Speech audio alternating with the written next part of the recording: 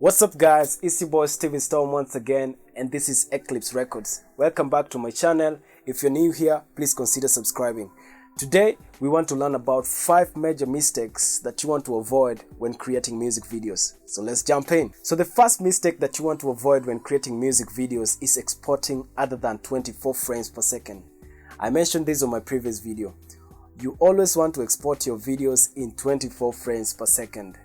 Whether you are shooting in 120 frames per second, whether you are shooting in 60 frames per second, always export your videos in 24 frames per second. This is the standard export that everyone is doing, even in the Hollywood, to make your videos appear cinematic. So always export your videos in 24 frames per second. The second mistake that you guys want to avoid is undershooting. I also mentioned this on my previous video, and you always want to shoot. Always have tons of footages to work on in post. This will help you and also give you a wider range on things to play with and also creativity. So you always want to shoot. Just shoot plenty of footages so that it helps you in editing. For me, I always shoot 3 kind of shots in my every kind of video. I always shoot wide, I always shoot medium, and I always shoot close. I always just have these shots in my every kind of shoot, because even if I don't use them, but I have them. So you always want to have this kind of shots in your shoots.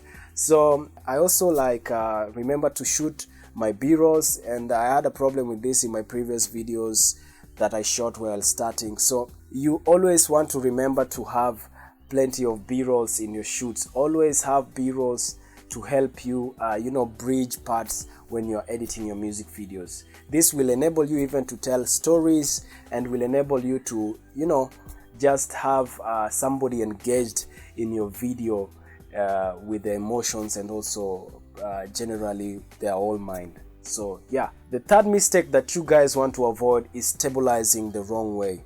In Premiere Pro, there is in-program warp stabilizer, which is used to make your footage steady. So you always want to shoot with intention of using this warp stabilizer. You don't want to have a rocky kind of footage, a shaky kind of footage, and you come in post and apply this effect. That one will make your video look funny. So you always want to have an intention of using this kind of effect in your footage. The fourth mistake that you guys want to avoid is cheesy in program transition.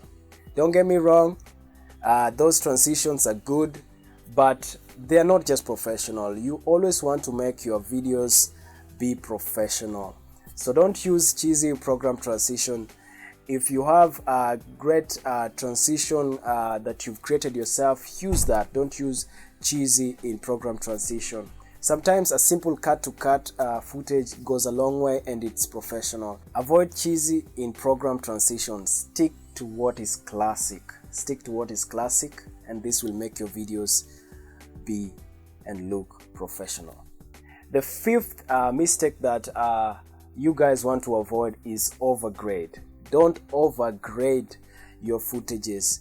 If you buy your LUT and you just come and apply it to your footage, make sure you apply it in the correct intensity. You don't want to crank this thing to 100%. It will make your footage appear dark, it will look funny, it will just look bad and unprofessional. So if you go to Premiere Pro, there is in lumetric color, there is a part where you can control the intensity of the LUT that you've applied.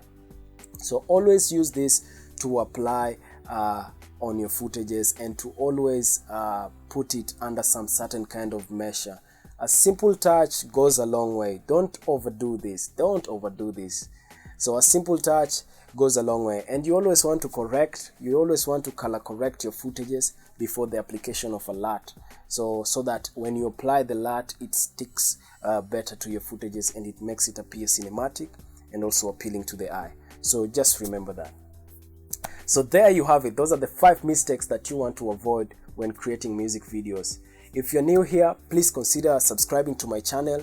Give me a thumbs up, and also leave a comment. You can tell me what kind of mistakes you've seen out there, or you can also share with me the kind of videos or kind of things you want me to talk about on my tutorials as I share this with you. So until then, peace out.